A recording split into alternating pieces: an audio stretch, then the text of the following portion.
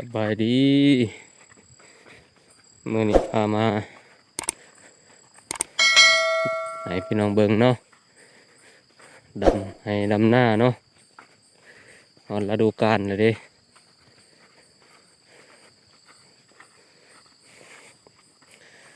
ดำนาซอยเด้อ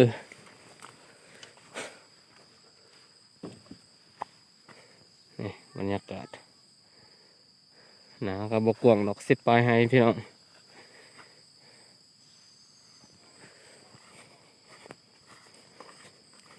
ดำแล้วประมาณ2-3ให้นี่แหละ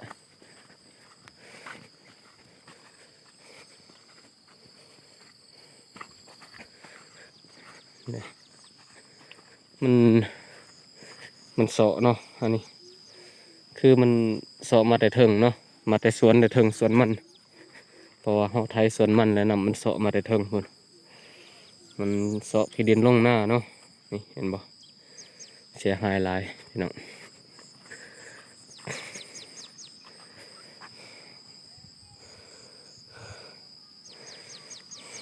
รถไถเดินตามทางบ้านเฮารถไถไถนาเนาะ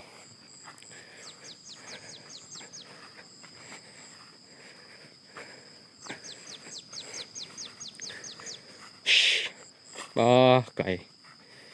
ก่ตอดกะพี่น้องเอ้ยมันบ่พอกันย้อนไก่ตอดกะนี่แหละ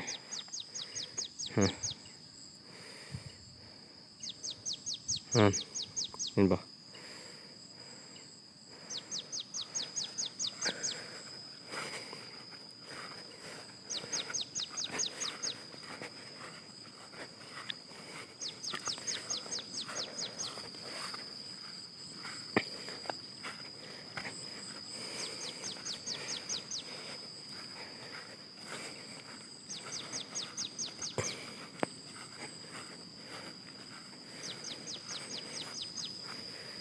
บรรยากาศเด้อให้พี่น้องเบิ่งบรรยากาศเนาะ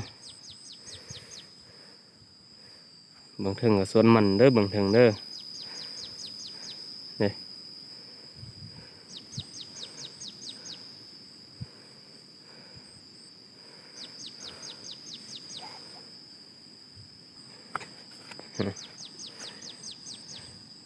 ขนาดมีแนวไล่ก็ยัง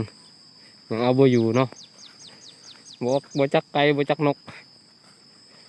โอ้ตะกะจนบ่เหลือ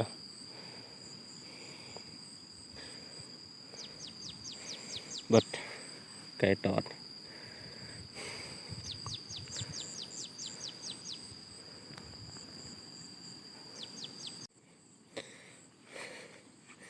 แก้มนอส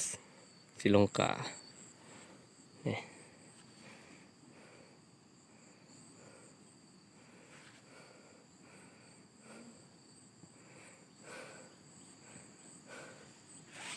มื้อนี้คนกะเด้อมื้อนี้เด้อ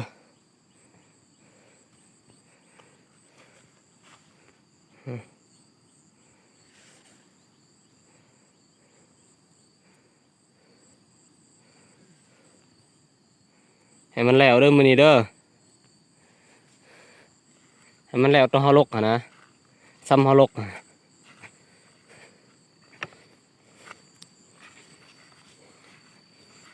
นี่เนาะ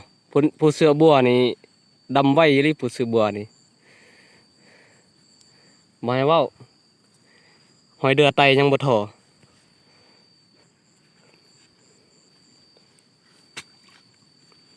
ดำตัวใดก่อนตัวพุ่นเนาะนี่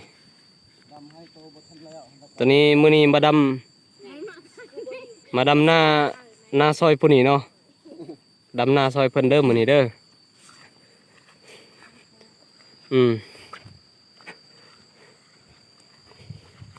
กะบ่กว้างรายกะบ่น้อยเนาะดำลายมือแล้วได้บ่แล้วดำบ่ไหวพี่น้องเอ้ยคนดำไหวนี่เขาดำ2-3 มื้อก็แล้วอันนี้สิเขาเป็นทิศเลยยังบ่แล้ว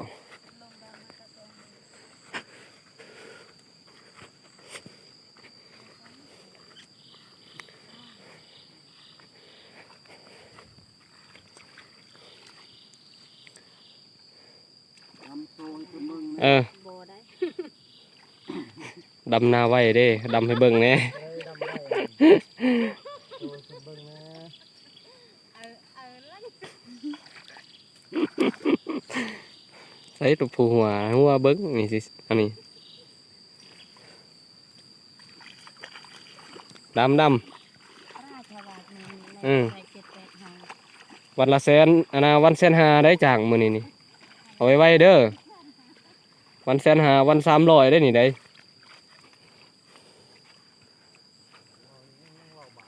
อืมเด้กากอาซิเลียนแบบนี้เนาะทางลาวเฮาทางไต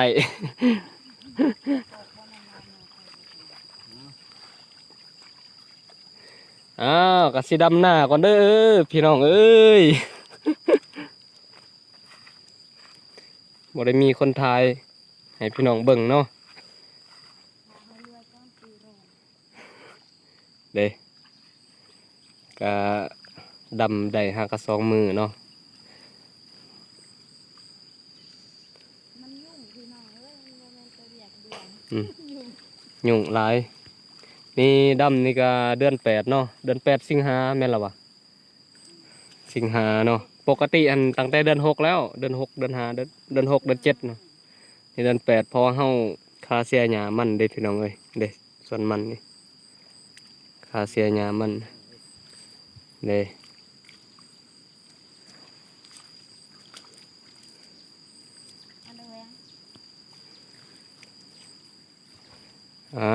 ก็ให้เบิ่งซ้ำนี้ก่อนเนาะจะน้อยสิอัปเดตให้เบิ่งอีกทางนี้ก็ห่วยเนาะแคมนี่ก็ห่วยเด้อนี่หน้าแคมห่วยสำบาย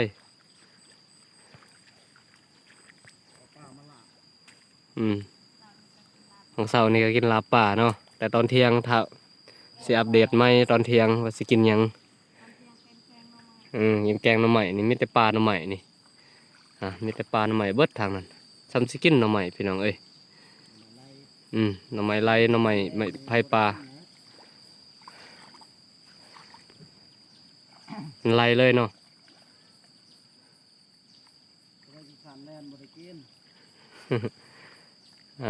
กสิซ้ำนี้ก่อนเด้อจะหน่อยอัปเดตใหม่